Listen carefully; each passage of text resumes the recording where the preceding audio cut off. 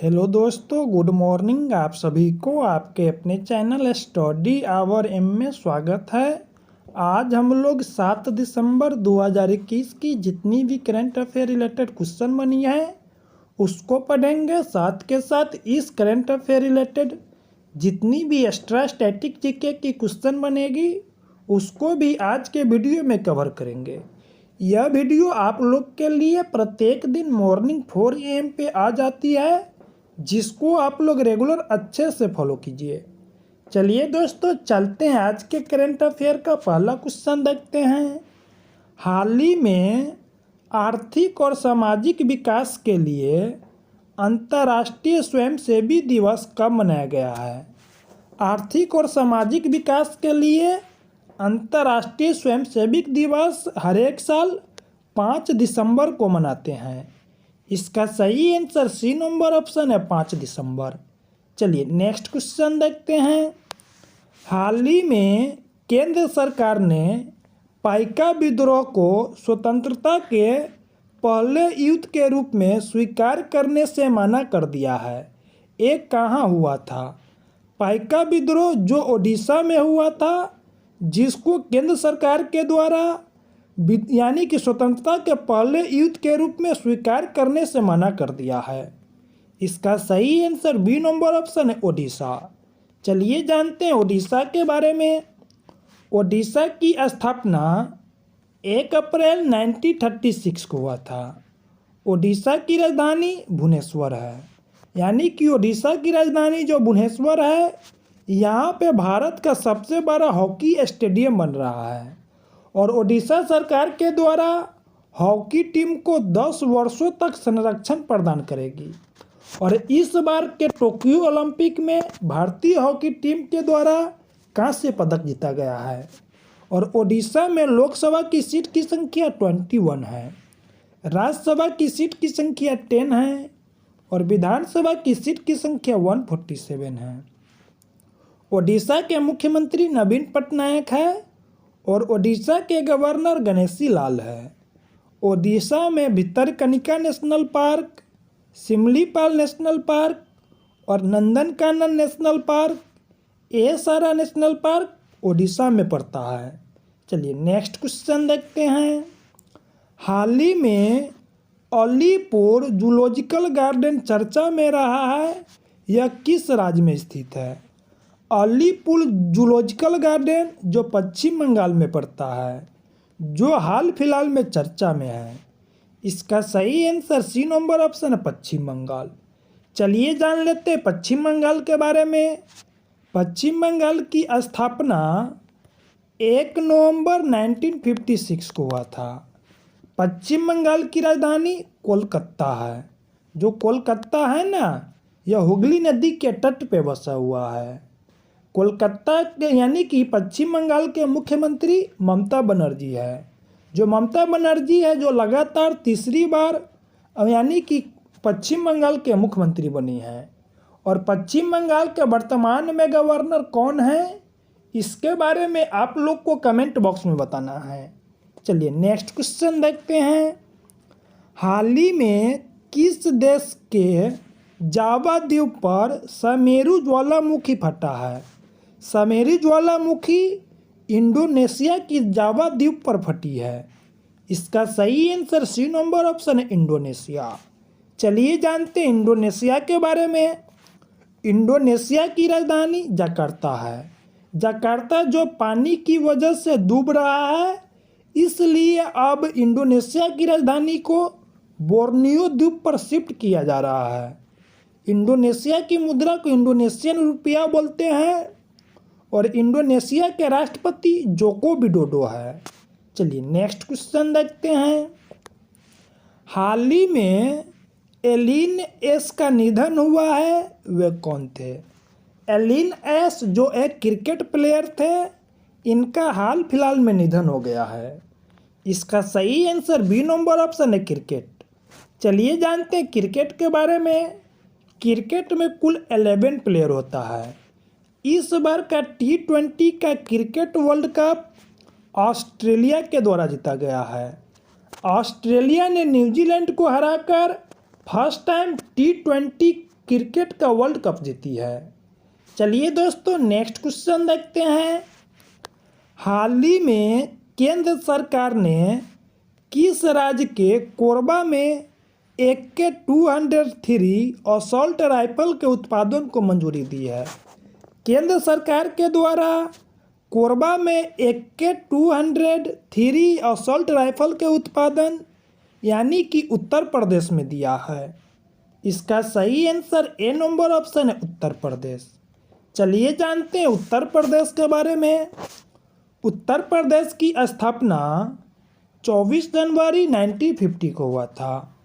उत्तर प्रदेश की राजधानी लखनऊ है। जो लखनऊ है ना, वह गोमती नदी के तट पे बसा हुआ है।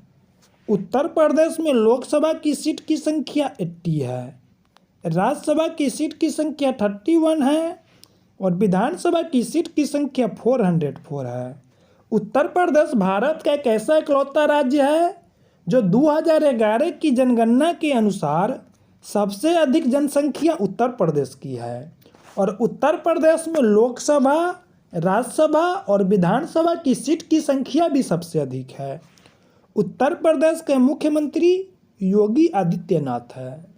उत्तर प्रदेश के गवर्नर आनंदीबेन पटेल है और उत्तर प्रदेश में नेशनल पार्क यानी कि दुधवा नेशनल पार्क उत्तर प्रदेश में पड़ता है।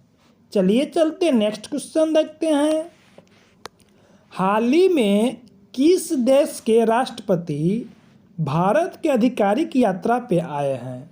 यानी कि रसिया के राष्ट्रपति व्लादिमीर पुतिन भारत के आधिकारिक यात्रा पे आए हैं। इसका सही आंसर सी नंबर ऑप्शन है, रूस। चलिए जानते हैं रूस के बारे में। रूस की राजधानी मॉस्को है और रूस की मुद्रा को रूबल बोलते हैं और रूस की संसद को ड्यूमा बोलते हैं। रूस के राष्ट्रपति व्लादिमीर पुतिन हैं। जो व्लादिमीर पुतिन है ना, यह 2036 तक यानी कि रसिया के राष्ट्रपति बने रहेंगे। रूस के प्रधानमंत्री मिखाइल मिशुस्तिन हैं। यानी कि विश्व का सबसे बड़ा देश क्षेत्रफल के दृष्टि से रूस है और विश्व का सबसे छोटा देश क्षेत्रफल के दृष्टि से वेटिकन सिटी है। अगर जनसंख्या की दृष्टि से विश्व का सबसे बड़ा कंट्री पूछेगा तो चीन होगा और जनसंख्या की दृष्टि से सबसे छोटा कंट्री बोलेगा तो वेटिकन सिटी ही होगा। चलिए चलते हैं नेक्स्ट क्वेश्चन देखते हैं। हाल ही में किस देश ने आर्थिक सहायता पैकेज के तहत पाकिस्तान को $3 अरब दिया है? आर्थिक सहायता पैकेज के तहत पाकिस्तान को $3 अरब की सहायता देने वाली कंट्री सऊदी अरब बना है। इसका सही आंसर बी नंबर ऑप्शन है, सऊदी अरब। चलिए जानते हैं सऊदी अरब के बारे में। सऊदी अरब की राजधानी रियाद है। सऊदी अरब की मुद्रा को रियाल बोलते हैं और सऊदी अरब की संसद को मजलिस अल शूरा बोलते हैं। सऊदी अरब के वर्तमान में राष्ट्रपति मोहम्मद बिन सलमान है। चलिए नेक्स्ट क्वेश्चन देखते हैं। हाल ही में किस राज्य सरकार ने महिलाओं के लिए बैक टू वर्क योजना शुरू किया है? बैक टू वर्क योजना शुरू करने वाला राज्य यानी कि राजस्थान बना है। इसका सही आंसर सी नंबर ऑप्शन है, राजस्थान। चलिए चलते हैं राजस्थान के बारे में जानते हैं। राजस्थान की स्थापना 30 मार्च 1949 को हुआ था। राजस्थान की राजधानी जयपुर है। जयपुर को पिंक सिटी के उपनाम से जाना जाता है और जयपुर को यूनेस्को के द्वारा 38 यूनेस्को साइट के रूप में मान्यता मिली है।